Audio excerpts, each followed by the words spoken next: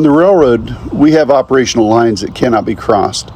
One of them is a red signal. No part of your train can pass a red signal without additional authority. The other is a box 4, clear main track at last name point in track warrant authority territory. No part of your train can pass the switch points until the switch is lined into the siding. The word war and the use of the word war by the president is also a line that cannot be crossed without additional authority. For days, this administration told us it was a military action. Now suddenly, it's a war. He said that yesterday during a news conference. That word matters. You don't get to call something a war after you've already crossed the line into it. The President of the United States does not have the authority to declare war. Only Congress does. So if this is a war, then he overstepped. And if it isn't, then why is he using the word? That distinction is not political.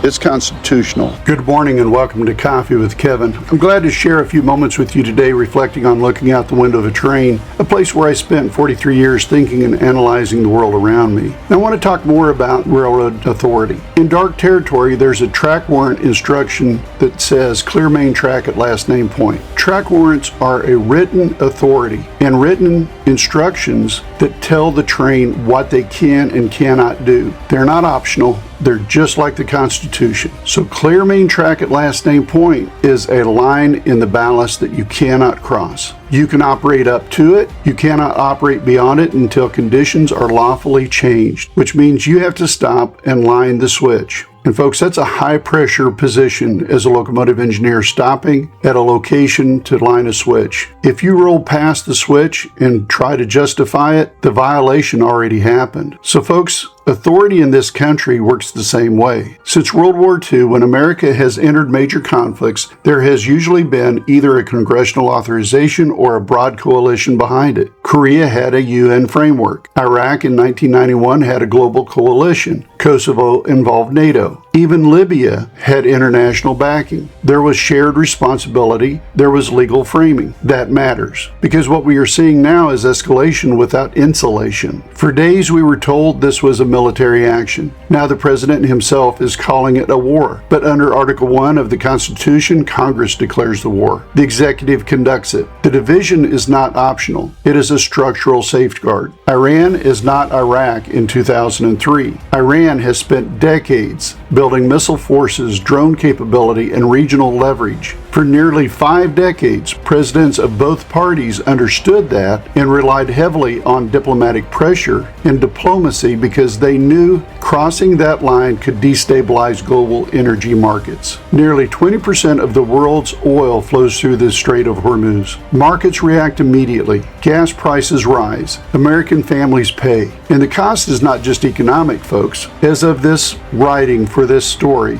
6 families are already grieving service members lost in this conflict. Dozens more are dealing with injuries that could last a lifetime. Those are citizen soldiers, and those are citizen soldier families who sacrifice long after the cameras turn off. This is not about partisan outrage. This is about whether the constitutional switch was lined before the train accelerated. You do not declare something a war after you've already passed the boundary. You do not remove guardrails, escalate into sustained hostilities, and then ask the country to catch up. If this is a war, Congress must own it. And if it's not, then the words like war should not be used loosely. Because once you cross that line, the consequences are measured in lives, in livelihoods, in the economy, and in national credibility. The nation will suffer. As we look down the track of another day, let's keep this conversation rolling.